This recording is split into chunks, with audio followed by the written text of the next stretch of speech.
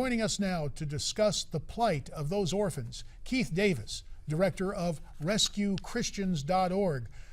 Keith, as you Skype in from Pennsylvania today, what is the situation on the ground in Turkey? Well, we have our people over there gathering information and planning, and we're mustering together a plan to try and save as many people as we can, not just orphans, but other families that have flee from Syria and Iraq. We found 95,000 refugees in a town called Suruk, which is literally across the border from Kobani. Amongst those 95,000 refugees, there's 1,000 orphans. We also found there's 8,000 more orphans along the border of Syria and a further 12 to 15,000 orphans across the border from Iraq on the Turkish side of the border. That does not include orphans that are on the Syrian side of the border who haven't been able to get across to Turkey. It doesn't also include the orphans that are in Kurdistan, who obviously, as a result of fleeing across from ISIS. And there's also more orphans in Lebanon and Jordan. So if you add them all together, there's well over 50,000 orphans, right? And here's the problem: there's no international precedent to help these orphans, because if you want to adopt an orphan child, you need you need a birth certificate, you need the permission of the parents, you need medical examinations, and then you need an investigation done by the country there and now by the State Department.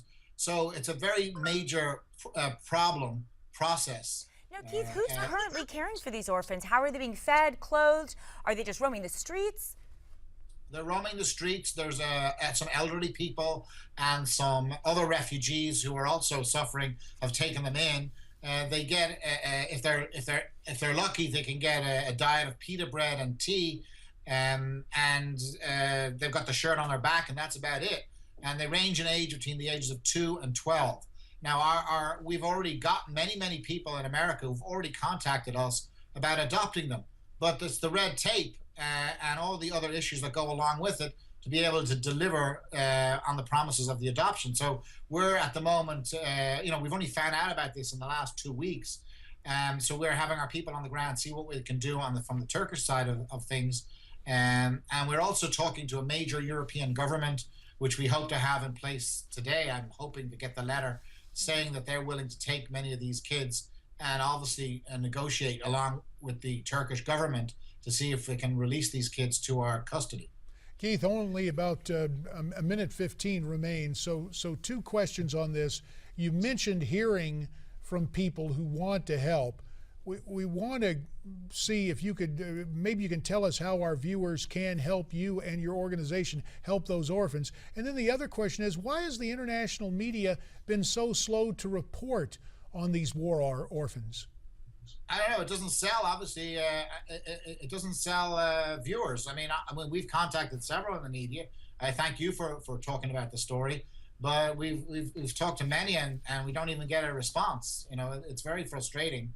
And this is a major issue, and it would break anyone's heart to see what's going on here. And in order for the government of this country and other countries to help, it needs to get some airing on the media. Because if along those lines, we got about 30 seconds. How do people get in touch with you and your organization? Our website is RescueChristians.org. We operate in Pakistan. We're now operating in Iraq and Syria and Turkey. One of the things we need to do is to get bedding, clothes, food, and also medicine, like over-the-counter medicines for basic colds. So if you can also help financially.